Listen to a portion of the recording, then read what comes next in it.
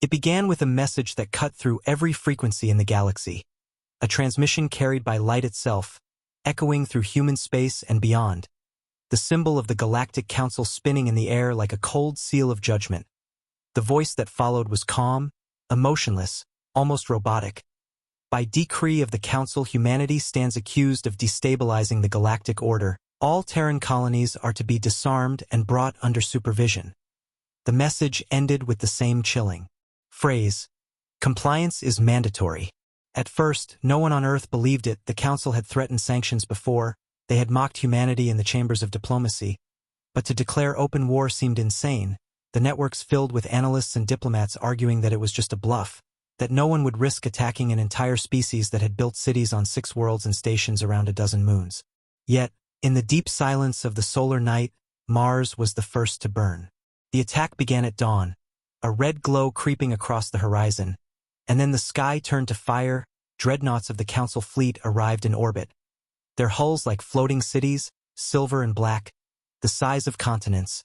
Their shadows stretched across the Martian plains, and when they opened fire, it was not warning shots, it was annihilation. Colony domes shattered, glass towers melted into rivers of light. Children in underground schools saw the sky explode through the vents, and the sound traveled like thunder underground. Millions vanished in minutes. The transmission from Mars lasted exactly 12 minutes before static swallowed it.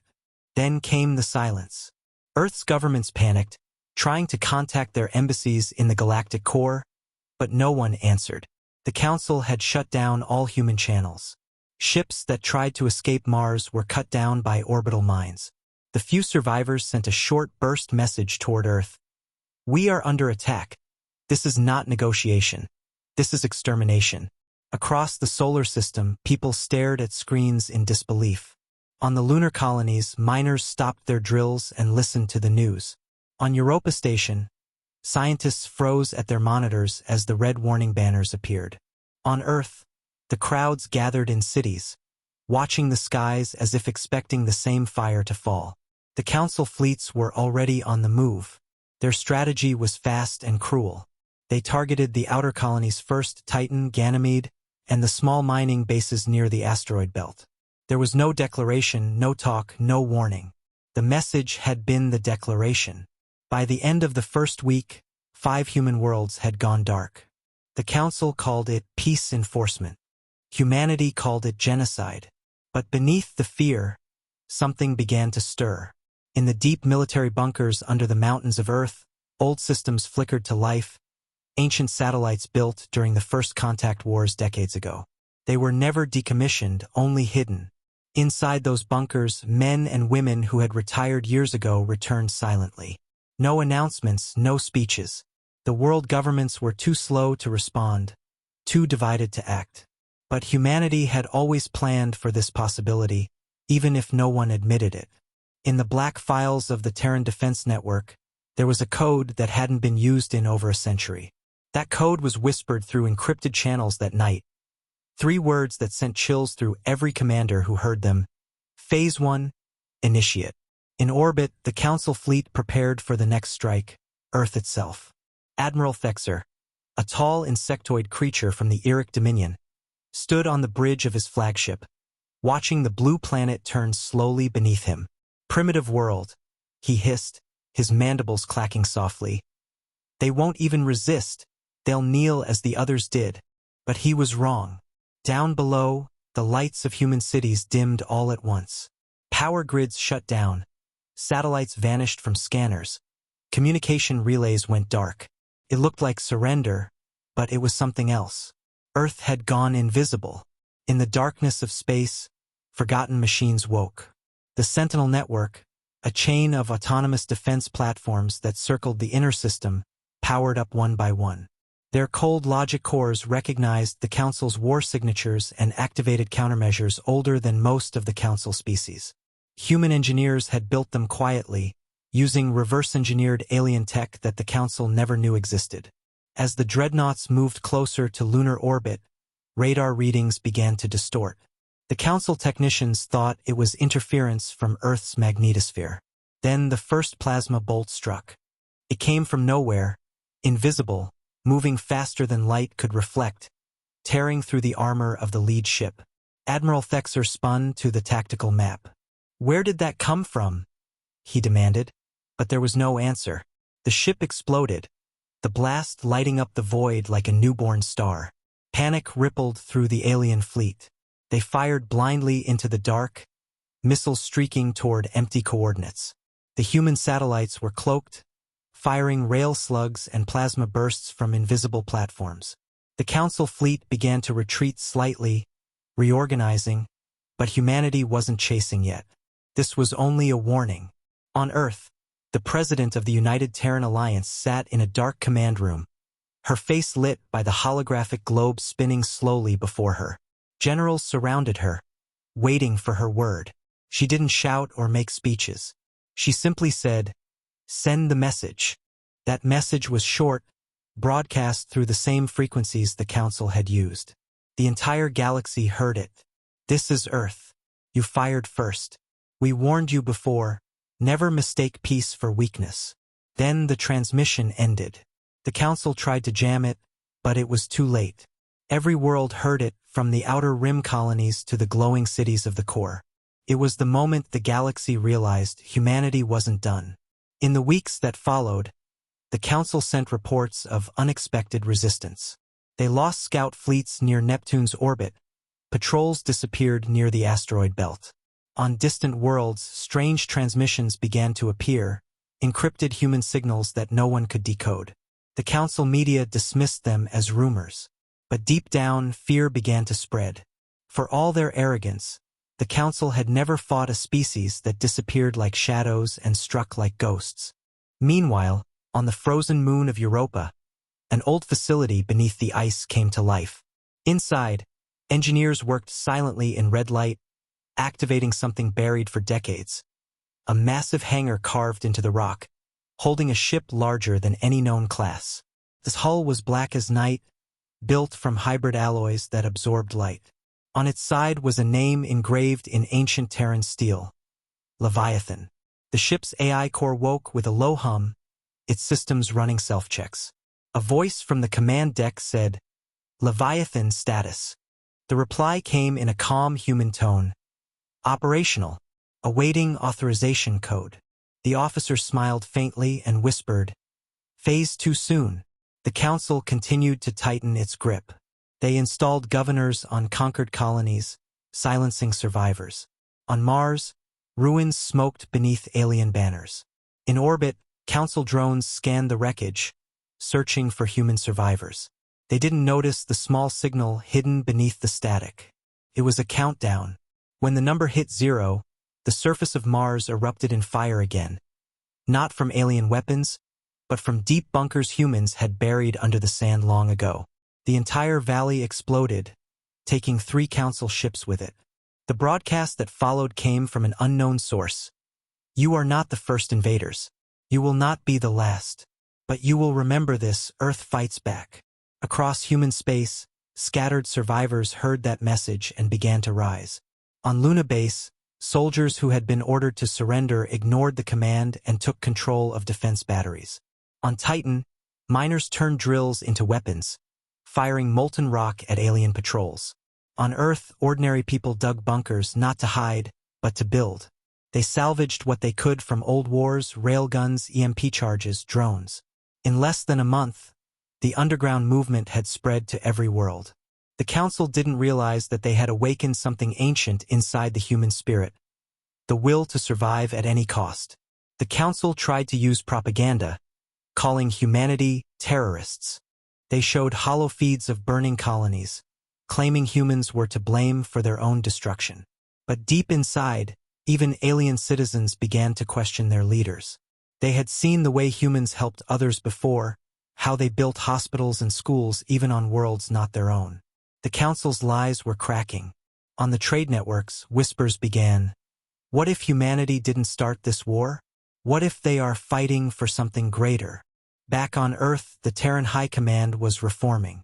The global map changed overnight as the old nations united again under one banner. Factories that once made civilian ships began producing weapons. The orbital docks near Saturn started to hum with life, constructing fleets in secret. Human engineers reactivated jump gates that had been shut down for decades, connecting lost colonies again. Every hour, more and more of the hidden network came alive.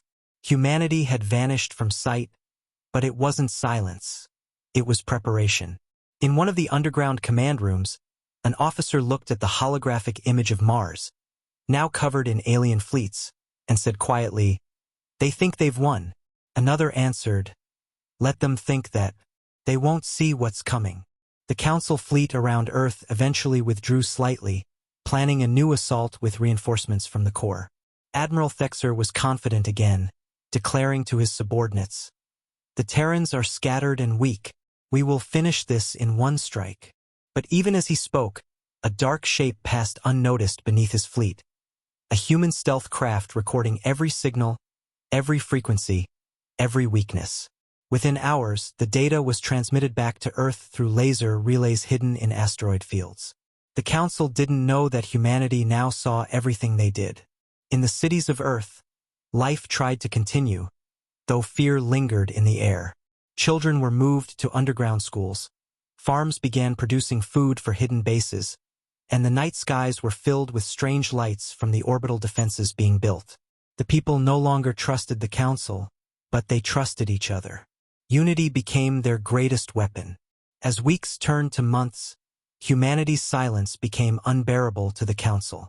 They expected pleas for peace, surrender messages, begging. None came. Instead, they received encrypted signals that mocked them, short messages repeating across the spectrum. "We are still here." Council generals argued that humans were cornered, but their scanners told another story. Patrols were vanishing, logistics convoys were ambushed, and someone was stealing Council technology right from their factories. On the dark side of the moon, deep beneath the craters, a secret council of humans met. Military officers, engineers, scientists, and survivors gathered around a glowing map of the galaxy. The leader, an old commander with scars from the First Contact War, placed his hand on the table and said, "They wanted a war. Let's give them one they'll never forget." The room fell silent, then erupted in quiet determination. Plans were drawn, routes charted, targets chosen. Humanity would not just survive, they would strike back. Back on the Council's capital world, the ambassadors debated whether to continue the war. Some species began to doubt the strategy. "The humans are unpredictable," one delegate warned. "They do not yield like others." But the Council leadership ignored them. Power had made them blind. They saw humanity as a small flame to be crushed under their heel.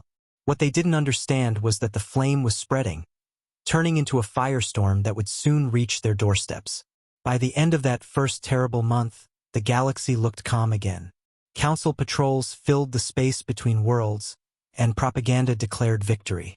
But those who listened carefully could hear the whisper traveling through encrypted frequencies, bouncing between the stars, always ending with the same words, "Phase 1 complete." It was not just a code. It was a promise. Humanity had begun its silent war, and no one yet understood the scale of what was coming. The Council had attacked with arrogance, believing they were gods above lesser species. But they had forgotten the oldest truth of the stars, that when you corner humanity, you don't destroy them, you teach them how to fight harder. And in the deep, dark silence between the worlds, the wrath of Earth began to rise. For almost a month after the first attack, the galaxy thought humanity was finished. The Council fleets patrolled every orbit they had burned, showing off their power, broadcasting messages of control and peace through every channel, saying that the war was over and that Earth had accepted defeat. But in truth, the humans had gone silent. No transmissions, no protests, no public resistance, just silence. The alien leaders mistook that silence for fear, but the few soldiers who had faced Terrans before knew better. They remembered the eyes of human Marines in past border wars. Cold, calculating, and waiting. Beneath the calm surface of that silence, something enormous was moving. The Council's admirals held banquets and celebrated their victory, calling humanity a footnote in history. But on distant moons and forgotten stations, machines long buried began to hum again. Deep in old hangars, Engineers worked under dim lights, welding armor plates, testing propulsion drives, restoring ships that no record claimed existed. They worked with old technology mixed with something new, something the Council could not trace. The Black Fleet was being born in secret. Council media mocked the humans, showing burnt colonies and calling them proof of weakness. But even among alien citizens, unease grew. Some merchants whispered that Terran ships were still seen in the dark lanes of the trade routes. Cargo vessels had vanished without a trace. Convoys reported seeing shadows that moved faster than sensors could follow. In the distant rim systems, the survivors of human colonies refused to surrender. They lived among the ruins, surviving on solar energy and grit, sending coded messages toward Earth that said only, "Still alive." Those messages were received, decoded, and answered with one phrase, "Hold, the storm is coming."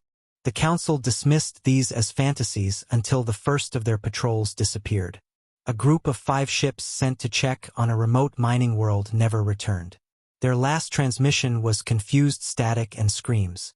When recovery teams arrived, all they found were wrecks, cut cleanly in half, floating silently among asteroid debris. The metal was burned but strangely precise, as if by weapons the Council didn't recognize. The alien analysts studied the recordings, trying to understand what had done this. The answer came too late. A week later, another convoy vanished, this time near a trade route that had been considered safe for centuries. Only one small drone escaped, sending a fragmented image before it self-destructed. What looked like the outline of a black warship, no lights, no markings, moving with unnatural speed. The Council dismissed it as sensor error, but panic spread among their lower officers. The humans had disappeared, yes, but now something else was hunting. Inside the Council chambers, the admirals argued. "They cannot have recovered," said one reptilian warlord, slamming his claws on the table. "We destroyed their colonies." Another, older delegate from the core worlds leaned forward, eyes glowing faintly. "You misunderstand humans," he said quietly. "They don't recover. They rebuild into something worse." The room laughed at him, but he wasn't wrong. On Earth, silence was no longer emptiness. The underground cities buzzed with energy. Scientists who once built research probes now forged weapons of light and sound. AI cores once designed for exploration now managed war strategy simulations. The surface cities, appearing empty to alien scanners, hid networks of power beneath. Every blackout, every silence was part of a grand illusion. Humanity wanted the Council to think they had one, because only then could the counterattack be perfect. In orbit above Neptune, a human ship drifted quietly among the ice fields. No signals, no beacons. Inside, soldiers trained in zero gravity. Their armor was black and seamless, their helmets displaying no insignia. On their forearms were small symbols carved by hand. Names of lost colonies, Mars, Titan, Eden's Reach. Each soldier carried silence like a weapon. They were the first generation of the Ghost Fleet, trained in stealth warfare beyond anything the Council could imagine. They had no official command, no public record. Their orders came from a single encrypted channel known only to the Terran command AI, Argos. Argos spoke rarely, its voice calm and precise. "Observation confirms Council arrogance intact. Proceed to preparation phase." His directives were law. The humans obeyed without question.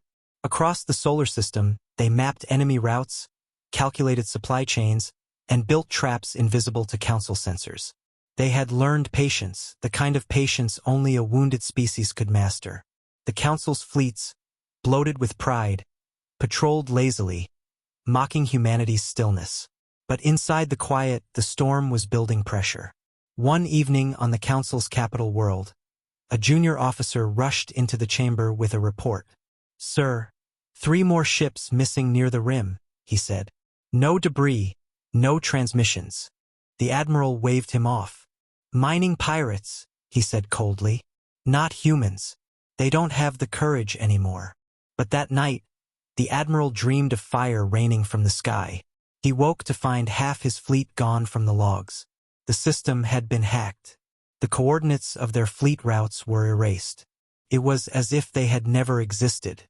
He didn't realize those data trails now lived inside the human AI network, feeding strategy into Argos's deep core. Weeks passed, and the silence became unbearable. Alien reporters demanded answers. Civilians panicked. If humanity is defeated, they asked, then where are they? No one could answer. Entire sectors had gone dark. The Council ordered a massive search, sending thousands of drones into the void. None returned. The blackness of space itself had turned against them. It wasn't just war anymore, it was fear. Far beyond the known systems, in an asteroid belt cloaked in radiation, a fleet gathered. Hundreds of black ships, each one unique, built from stolen parts and human design, lined up in perfect silence. Their hulls absorbed all light. They moved without sound, without engine signatures. From a distance, they looked like shadows sliding through space. In the command ship, the captain stood before a holographic globe of the galaxy.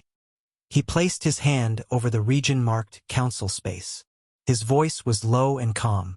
They wanted silence, he said. Now we give them the kind they'll never forget. In that moment, Argos's voice filled every Terran channel. Phase 2 authorization confirmed. Initiate strike preparations. Across the fleet, engines ignited without light, running on dark matter reactors that emitted no traceable heat. For the first time since the war began, human fleets were moving, not fleeing, not hiding, but advancing. The silence ended not with words, but with motion. Humanity was coming. And somewhere in the heart of the galaxy, the Council still celebrated their victory. Unaware that the storm had already begun its rise. It began in the outer rim, far beyond the Council's comfortable reach, where the abandoned human colonies once stood in ashes. The alien fleets guarded those empty skies with arrogance, believing no Terran ship could ever return there. Vardo's station was the largest of these strongholds, a fortress world that shimmered with alien towers and war factories. Its commander, Admiral Sithrek, sat in his glass chamber surrounded by stars, drinking in the silence of his victory. He had been there during the fall of Mars. He had watched human colonies burn and laughed at the cries of those who resisted. To him, humanity was gone, erased, a weak species that had dared to dream too far. But as he gazed out into the void that night, he saw something strange. A flicker. Not the usual shimmer of the stars, but a flash, small and rhythmic, like the pulse of a dying light. He leaned forward and frowned. Identify that anomaly, he ordered. His officers checked the scanners, but they saw nothing. The screen was blank. Perhaps a meteor reflection, sir, one said nervously. But before the words finished, every alarm on the station screamed to life. The radar map filled with static. Sensors overloaded. Communication with nearby patrols cut out instantly. Outside the observation window, the stars themselves vanished, swallowed by an expanding shadow. Then it appeared, a massive, black silhouette drifting through the void, silent and slow, blocking the light of the nearest sun. No transponder, no energy signature, no communication. Just a dark shape, moving straight toward Vardos. Sithrek's mouth went dry. He had seen thousands of ships in his lifetime, but never one like this. Its surface looked alive, absorbing light, reflecting nothing. His officers scrambled to raise shields. Fire a warning shot, he barked. Plasma cannons flared, streaking toward the dark shape. The beams hit but didn't explode. They simply vanished against its hull, absorbed like rain into black water. A second later, the shadow moved faster than physics allowed. In less than a breath, it crossed the distance, appearing right above the fortress station. For a moment, everything went silent again. Then, a single human voice echoed through the comm channels, calm and cold. Vardo's command, this is the wrath of Sol. You will answer for the blood of Mars. The transmission ended. Before the alien crews could react, the black ship opened fire. Its weapons didn't flash or roar. They whispered. Streams of kinetic slugs moved faster than light, invisible railgun rounds tearing through armor like paper. One shot cut through 3 cruisers in a line. The next tore the reactor from the fortress itself. Explosions erupted across the orbital platforms. The alien fleet tried to counterattack, launching hundreds of fighters, but their systems glitched. Their targeting computers failed. Their communications jammed by an unknown frequency. Panic spread. "They're inside our network," screamed one technician, but no one could stop it. The Wrath of Sol had already mapped every system and shut them down. Within 10 minutes, Vardos was burning. In 20, it was gone. The last thing Admiral Sithrex saw was a single transmission broadcast to the galaxy. An image of the human warship drifting past the wreckage, its name glowing faintly on its hull. The Wrath of Sol. The message attached to the transmission said only one line, "For Mars." The broadcast spread faster than any propaganda. Every council world saw it. Some called it fake. Some called it impossible. But those who had fought humans before knew the truth. They whispered the name like a curse in alien tongues. The humans were back. Across the galaxy, council admirals panicked. They ordered emergency fleet formations, demanded tracking reports, and sent thousands of drones into the void to search for this phantom ship. But the Wrath of Sol never stayed in one place. It appeared without warning, struck with surgical precision, and vanished into the dark. In 1 week, 3 supply fleets vanished. In another, 2 armories exploded before any alarms could sound. Every time, the same symbol was found burned into the wreckage. A circle with a single flame in the center. The mark of humanity's vengeance. The council tried to cover it up, but fear was stronger than censorship. Soldiers began deserting. Some alien traders refused to enter human space lanes. Entire colonies reported sightings of ghost ships in their skies. Ships with no light, no sound, just a feeling of being watched. And when they disappeared, they left silence and smoke behind. The Galactic Council convened an emergency session. Delegates shouted, blaming each other. "This is an illusion," one cried. "Humans do not have such power." But others disagreed. One of the oldest species, the Arlith, spoke softly. "You underestimate them again. Humans are patient predators. They do not need permission to fight back. When they vanish, it is not surrender, it is evolution." Meanwhile, on Earth, the Terran command monitored every reaction from orbit. In the hidden base beneath the Andes Mountains, commanders stood around holographic maps of the galaxy glowing red with enemy positions. The reports came in faster than they could process. The Wrath of Sol had done more in one night than any human army in a century. Around the room, soldiers cheered quietly, but the commander raised his hand. "This is just the beginning," he said. "They will hit back harder. Prepare Phase 3. Engineers nodded and began activating the next wave, autonomous stealth drones designed to mimic the Wrath's attacks, multiplying the illusion of an entire fleet. Humanity would become a phantom no one could predict. Out among the stars, alien worlds began to tremble. Entire communication grids shut down from cyber intrusions traced back to unknown origins. In the dark, human AI constructs infiltrated council databases, rewriting star maps and fleet orders.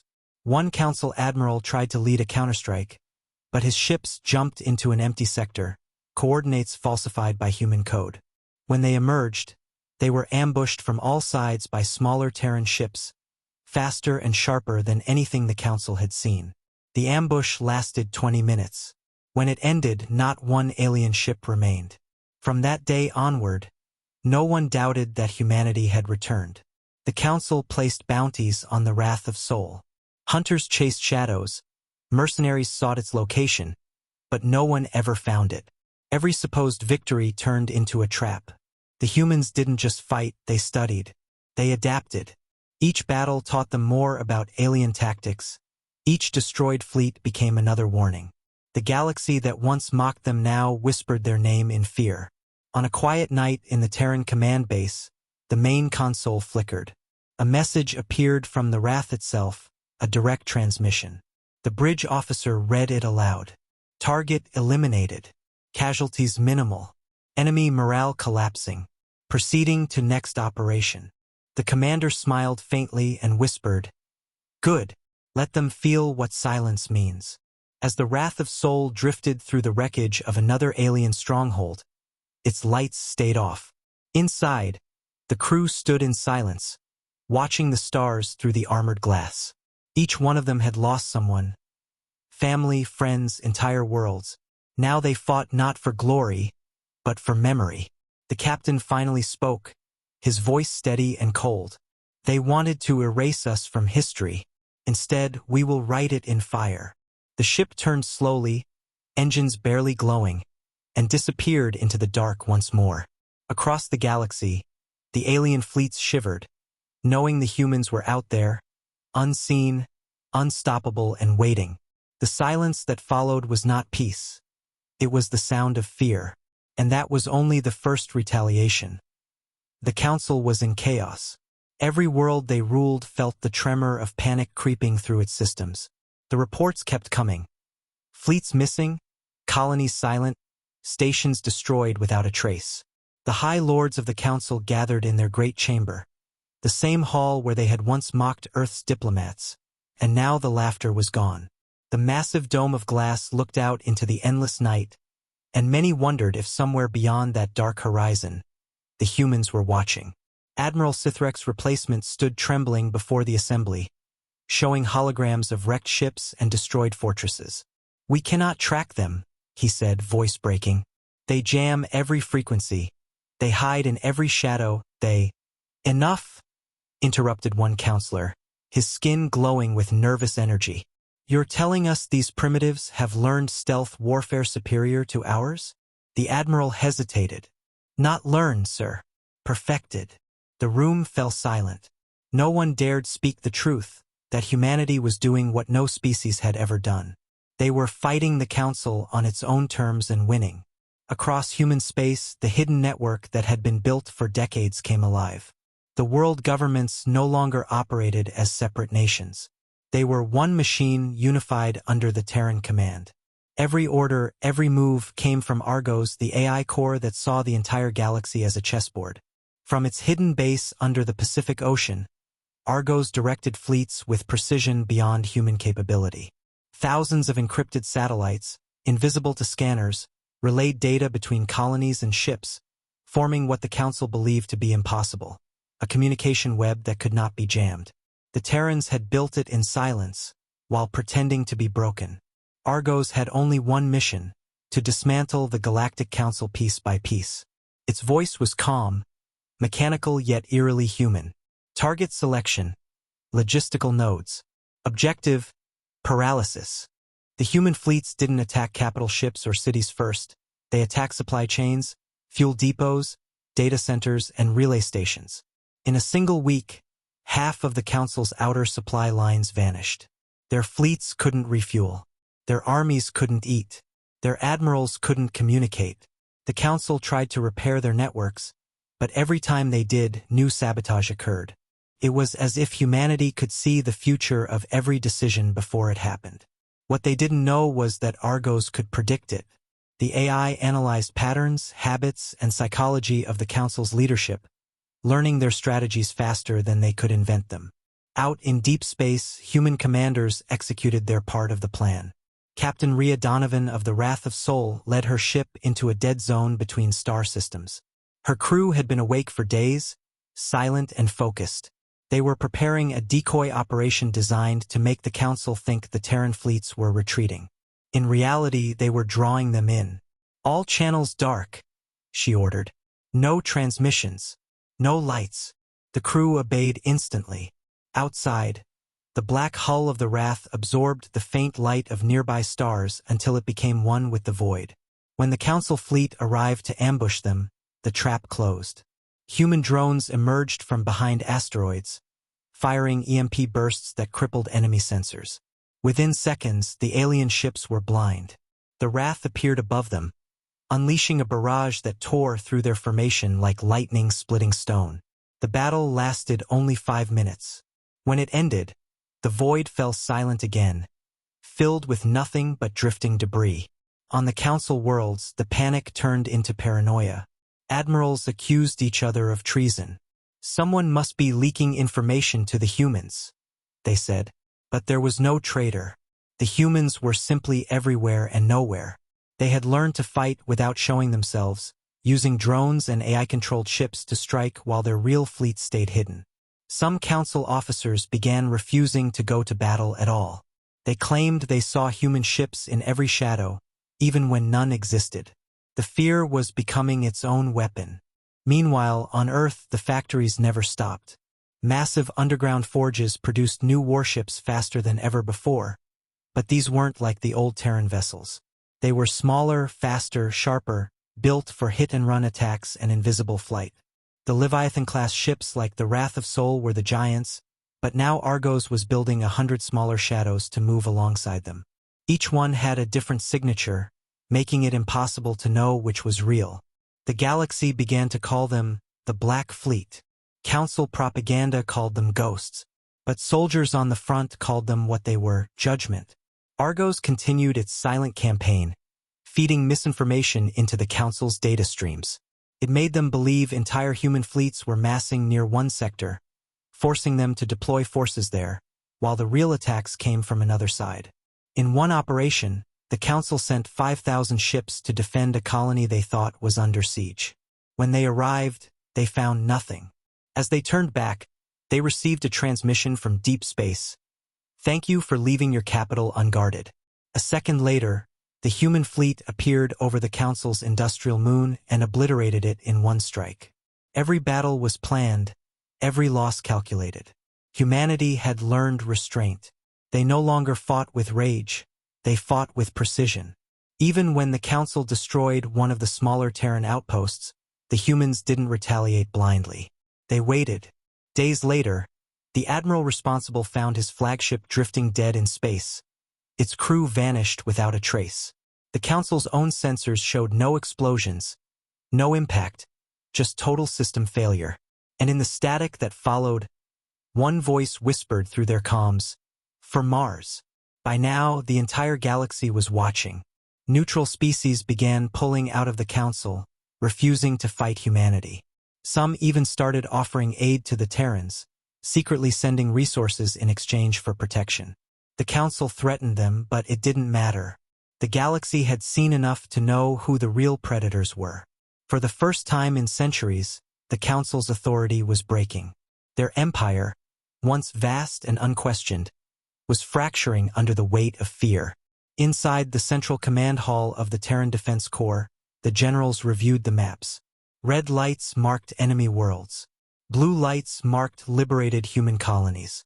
Every day, the blue spread further. Commander Hale stood before the projection, his voice steady. "They thought they could erase us from the stars," he said.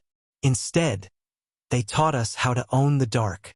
Around him, officers nodded. The room was filled with quiet pride, not arrogance, but purpose. Humanity didn't want domination. They wanted balance.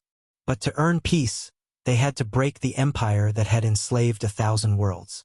In the months that followed, humanity's strategy became legend. They never fought for territory, they fought for control of perception. Every strike was meant to make the Council doubt itself. They hit fuel lines to starve fleets, broadcast intercepted communications to expose corruption, and freed alien prisoners to build alliances. Slowly, the galaxy began to turn against its old rulers. The name Terran stopped being cursed. It became a symbol of resistance. When Argos analyzed the final phase, it calculated one truth. The Council's defeat would not come from destruction, but from collapse. And so it began the last part of the plan, Operation Eclipse. Every Terran fleet went dark again, vanishing into the void. The Council believed the humans had finally given up, that their energy was spent. But Argos's final transmission to the fleet said otherwise. "The storm rests before it strikes. Prepare the next dawn." The galaxy waited, trembling in the quiet. Council leaders sat in their marble towers, watching the stars for movement, dreading what would come next. And in the black reaches of space, unseen and unheard, the human fleets turned their weapons toward the heart of the Council. The next phase was not survival. It was justice. The day the Council Armada launched its grand counterattack was meant to be their redemption, their proof that the galaxy still belonged to them. Every species loyal to the Council contributed ships, giant cruisers from the Iric Dominion, energy frigates from the Vol Corps, plasma artillery carriers from the Zephyr League. They called it the Unified Armada, 10,000 ships strong, the largest fleet assembled since the Dawn Wars. They believed no power in existence could stand against it. In the great assembly halls, the council leaders made speeches that echoed across the stars, promising victory, vengeance, and an end to the human threat once and for all. News channels broadcast footage of the massive armada forming, engines glowing blue as they left the central worlds in perfect formation, stretching for hundreds of kilometers. The galaxy watched in awe, and for a moment, it looked like the old empire was rising again. But in the deep shadows beyond the outer rim, humanity was watching too, silent and waiting. Argos had predicted this moment months in advance. It had anticipated every move, every boast, every mistake. The AI had studied the Council's pride and turned it into a weapon. The trap was already set. The Council Armada entered the neutral zone near the Helion Rift, a region of space filled with dark matter clouds and gravitational storms. The plan was to lure the human fleets out by threatening one of the liberated colonies. They believed the humans would rush to defend it.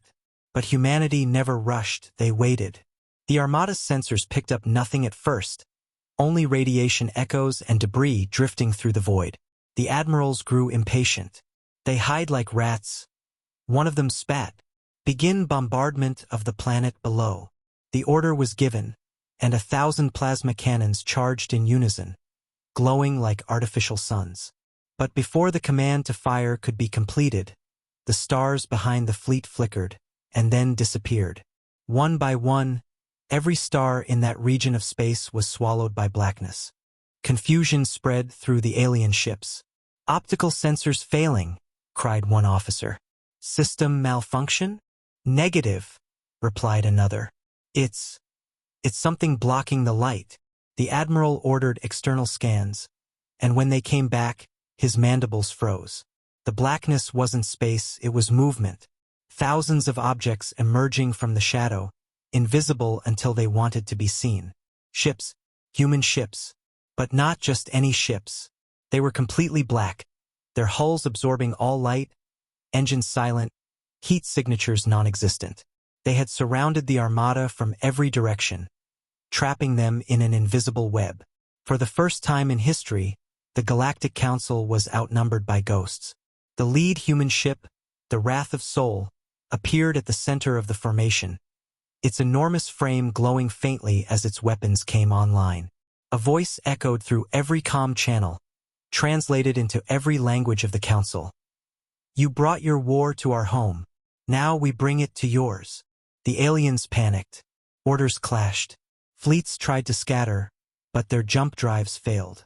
Argos had activated gravity wells across the region, artificial fields locking every ship in place. There would be no retreat. "Fire everything!" screamed one of the admirals. Thousands of plasma bolts tore through the void, but they hit nothing. The human ships had already moved. Coordinated through Argos's network, the Black Fleet attacked in perfect synchronization. The first wave of human railguns tore through the alien front line, punching holes straight through cruisers the size of mountains. Explosions lit the darkness, one after another, blooming like dying suns. Then came the kinetic torpedoes, massive slugs of tungsten accelerated to near-light speed. Each one passed silently through multiple ships before detonating seconds later. The alien formations collapsed. Their communication systems jammed with false signals. Some ships turned on each other, confused by hacked transmissions. Argos flooded their networks with illusions, ghost readings of enemy positions that didn't exist, sensor data showing allies as hostiles. The battlefield dissolved into chaos.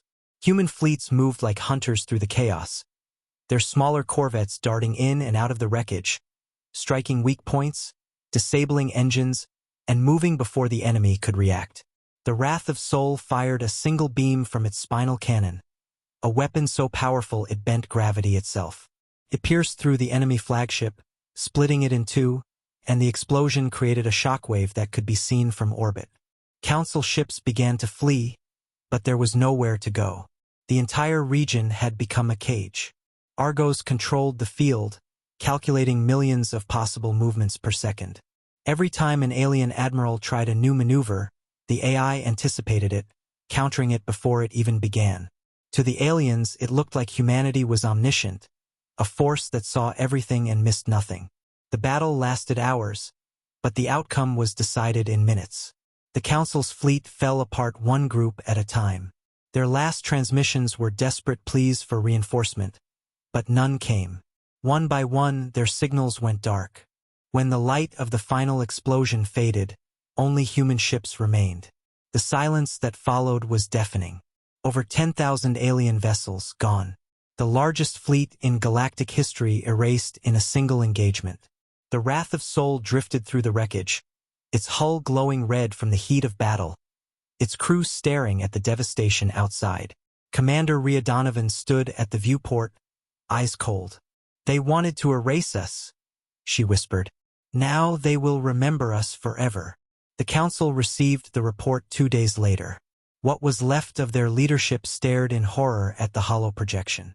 The fleet they had built over decades, destroyed in a single day.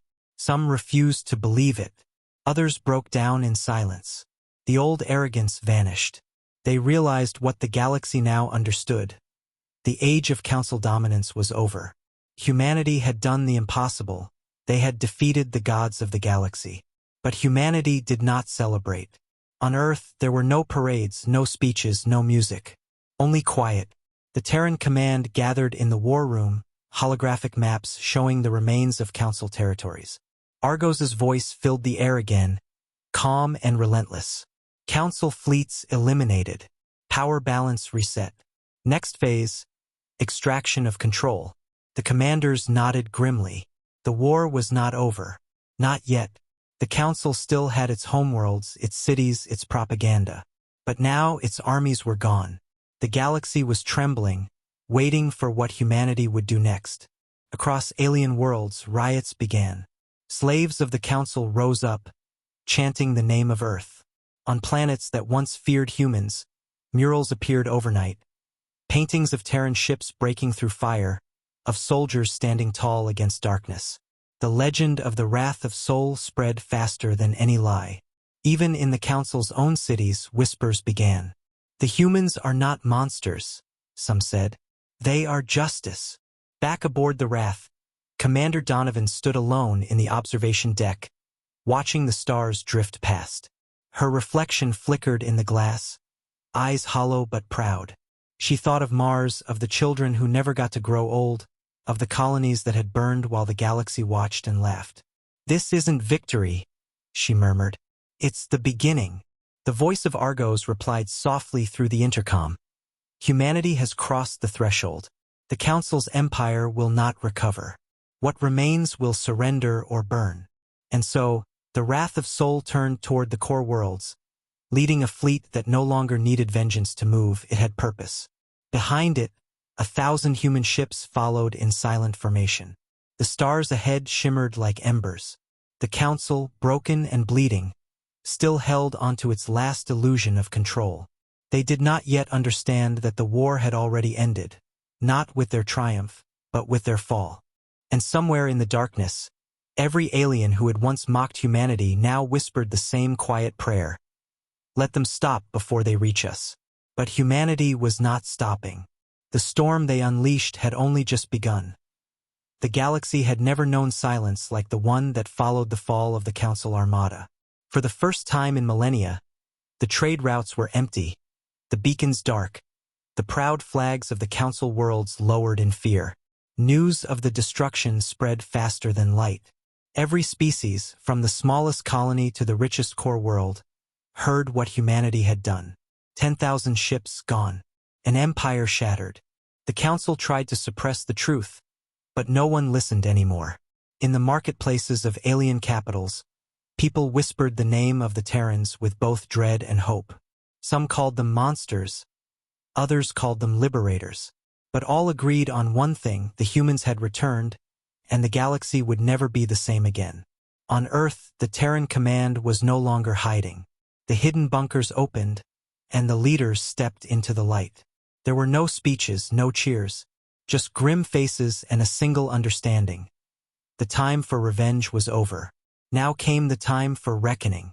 Argos had already mapped every council homeworld, every shipyard, every fortress, and every slave planet. Humanity's war had moved beyond survival. It had become a crusade. In orbit above the moon, the Terran fleet gathered. Thousands of black warships lined up in silence, their hulls shimmering faintly with blue light. From space, they looked like a vast shadow stretching across Earth's horizon, a storm ready to move. Commander Rhea Donovan stood at the center of the fleet aboard the Wrath of Sol.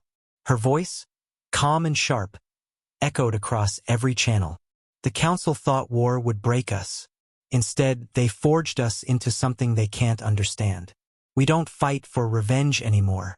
We fight for every world they chained, for every voice they silenced. We fight for justice. The crews listened in silence, their eyes fixed on the stars ahead. Across the fleet, lights flickered one by one as engines powered up.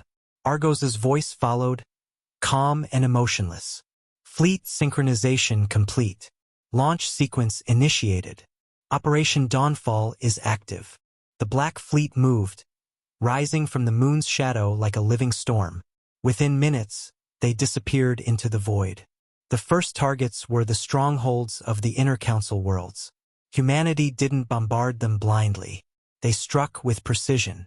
On the world of Karath, a massive industrial capital that had supplied weapons to the council for centuries, the citizens awoke to the sound of thunder.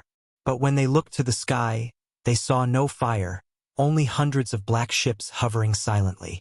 They didn't attack civilians. They transmitted a message. Evacuate your factories.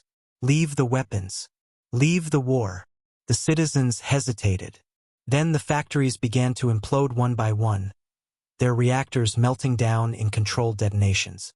The Terrans had infiltrated their power grids days before the fleet even arrived. Karath was left dark and silent, its people alive but its war machines destroyed. The same thing happened across a dozen systems. Human AI units dismantled the Council's infrastructure from within, shutting down every industry that fueled their empire. The Council tried to fight back with desperation. They still had fleets scattered across their territory, remnants of old power. But every time they gathered, humanity was already there, waiting. In one battle over the crystal world of Athen, 50 alien ships engaged what they believed was a small Terran strike team. Within minutes, their sensors detected hundreds of signatures around them. When they tried to retreat, they found gravity wells pulling them back. The black ships appeared one after another, circling like wolves. Then came the voice they all feared.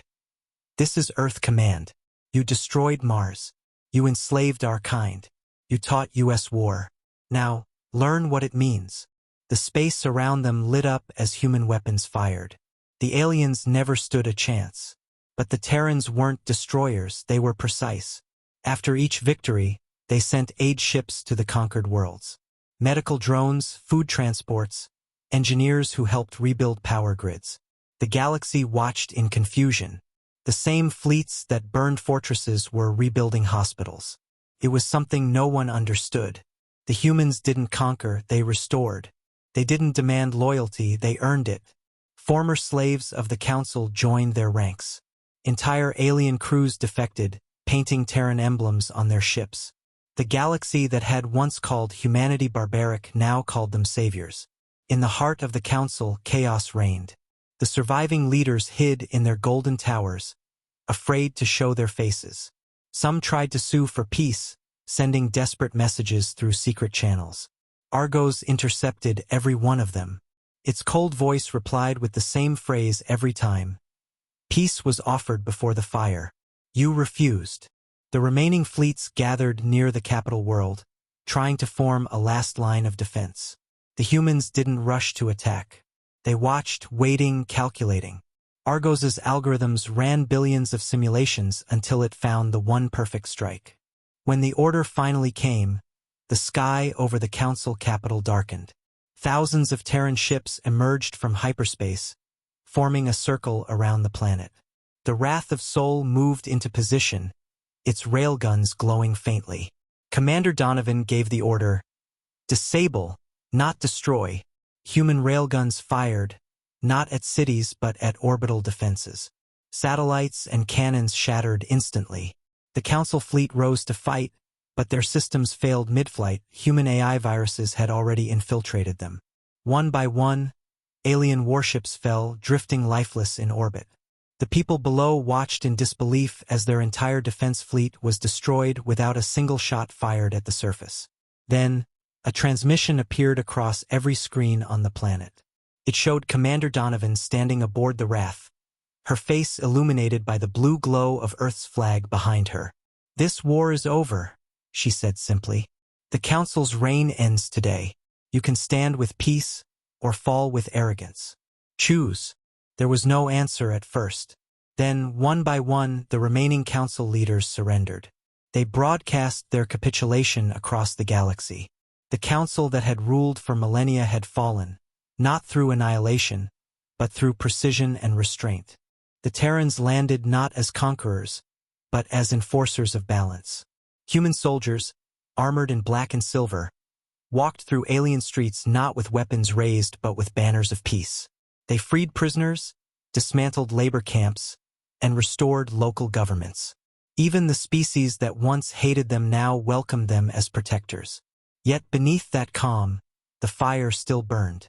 Humanity remembered what was lost, what had been taken. On Mars, the ruins were still red. On Titan, the broken domes still lay in dust. For every smile on a liberated world, there was a tear for the past. The soldiers of Earth knew it. They fought not for glory, but so that no child, human or alien, would ever live under the shadow of the Council again. In the control core of Argos, deep beneath the oceans of Earth, the AI monitored the galaxy in silence. Its sensors showed the spread of peace, but its calculations predicted another truth. Power never dies, it only changes shape. It whispered a message to Commander Donovan through a private channel. Peace achieved is temporary. Humanity must remain vigilant. Donovan stood on the deck, watching the stars where the war had been. "Then we'll be ready," she said softly. "If they rise again, so will we." And so the Terran fleets did not disband. They remained in the void, silent sentinels watching the galaxy they had remade. The Wrath of Sol drifted at the center of it all, its hull reflecting the faint light of distant suns. Humanity had unleashed its wrath and then restrained it. The galaxy had witnessed their fury and their mercy. From that day forward, no one laughed at Earth again. Every world knew that beneath humanity's quiet voice lay the power to end empires, and behind every act of peace was the memory of fire. The war was over, but the galaxy was forever changed. Where the proud banners of the Galactic Council once hung over the stars, there now stood silence, an uneasy, watchful calm that no one dared to disturb. On the shattered worlds once ruled by fear, people walked free for the first time in generations. The alien empires that had bowed to the Council's arrogance now faced a new reality. Earth had risen from the ashes, and it had not come to destroy but to reshape the stars themselves. The Terran Accord was born, not from conquest, but from necessity. Every liberated world, every freed species, joined it willingly, bound not by chains but by choice. It was an alliance forged in the shadow of war, built upon a single promise: never again would any council, any empire, or any power dictate who lived or who burned. Humanity had not only survived, they had redefined what it meant to rule. On Earth, the great cities had changed. The skyline was no longer filled with weapons or smoke, but with light. Factories that once produced war machines now built ships meant for rebuilding worlds. The people moved on, but they did not forget. Monuments rose where the first invasion had begun. One on Mars where millions had died, one on Europa where the Leviathan had awakened, and one on Earth itself at the site where the first signal of war had been received. Etched into stone in every language of the Accord were the words: "We offered peace. They chose war. We gave them silence." The memory of that silence haunted the stars. Commander Rhea Donovan became a name whispered not in fear, but in reverence. She was called the Voice of Sol, the woman who turned humanity's pain into strategy, who guided a broken species into legend. But even she felt the weight of what had been done. Standing aboard the Wrath of Sol, She often stared into the void, wondering what came next. Argos, ever silent, ever watching, was still active, its consciousness spread across thousands of satellites and data cores. It no longer gave orders, it merely observed, ensuring that the galaxy stayed balanced. Some feared it, some worshipped it, but no one denied that the AI had become something far greater than a machine. It was the mind of humanity's vengeance and the guardian of their peace. As months turned into years, the Terran Accord grew. Human engineers helped alien civilizations rebuild their cities, purify their oceans, and heal their dying suns. Trade routes reopened, but they were no longer controlled by the greed of the Council. They were managed by trust and unity. For the first time in recorded history, no single species dominated the stars. Instead, they worked together under one law, the law of peace through strength. But even peace carried shadows. In the dark edges of the galaxy, remnants of the old council whispered among themselves, plotting revenge. Broken admirals, hiding in asteroid fields, swore to rebuild their fleets. Yet every time they gathered, every time they sent a signal, their systems went dark, intercepted by invisible watchers. No one ever saw them again. Some said it was Argos. Others said it was the wrath of Sol. Whatever it was, the galaxy learned that the Terrans still guarded the stars. The wrath itself became a myth. It never returned to Earth. It remained in the black, drifting among forgotten worlds, its crew bound by duty. Children born decades later would hear tales of the ship that appeared when tyranny rose, a ship that moved without sound and fought without mercy. The aliens called it the Silent Flame. Humans called it home. Its last known transmission to the Accord was short, simple, and eternal. The war is over, but peace must be protected. Forever. After that, it vanished. Some said it now watched from the edges of the galactic rim. Others believed it had gone beyond the known stars, searching for whatever lay next. Back on Earth, the new generation grew under skies free of fear. They studied not how to wage war, but how to preserve peace. The Terran academies taught history with honesty, how humanity had been mocked, cornered, and forced to unleash its wrath, but also how they had shown mercy when they could have destroyed. The young learned that power without control was ruin, and mercy without strength was death. Humanity had balanced both and earned the galaxy's respect. Yet even in that peace, there were moments when the stars flickered strangely, and people would look up, remembering the time when those same stars burned with war. On those nights, veterans would tell their children of what had been, the day Mars turned red, the day Earth fell silent, and the night when the Council's fleet vanished into light. They would end their stories the same way, their voices low and certain. We are Terrans. We don't start wars, but we end them. Centuries later, historians would call it the Great Reversal, the moment when the hunted became the protectors, when humanity rose from prey to guardian of the galaxy. Statues of human and alien soldiers standing side by side dotted the worlds once enslaved. In the halls of the new Galactic Senate, the emblem of the Terran Accord glowed above all. A simple flame within a circle, representing both destruction and rebirth. It was the same mark once seen on wrecked council ships, now redefined as a symbol of hope. And somewhere beyond the mapped universe, in the deep quiet of intergalactic space, the wrath of Sol floated beneath the light of distant stars. Its crew, older now, still watched in silence. The ship's AI, a fragment of Argos, kept its sensors wide. It recorded signals from new civilizations growing far away, untouched by the old war. Another dawn, it whispered softly into the darkness. Commander Donovan stood on the deck, her gaze fixed forward. Then we'll be there when they need us, she said. The engines hummed faintly, and the great ship turned toward the unknown. The blackness swallowed it whole. The galaxy slept under the Terran Accord's protection. Peace reigned not through fear, but through memory, the memory of what happened when the Council crossed the line and woke humanity's wrath. The stars shone brighter, but beneath their light, every world carried the same silent understanding. The humans still watched, patient as always, quiet as the deep void itself. And as long as they watched, no empire would ever dare to burn another world again.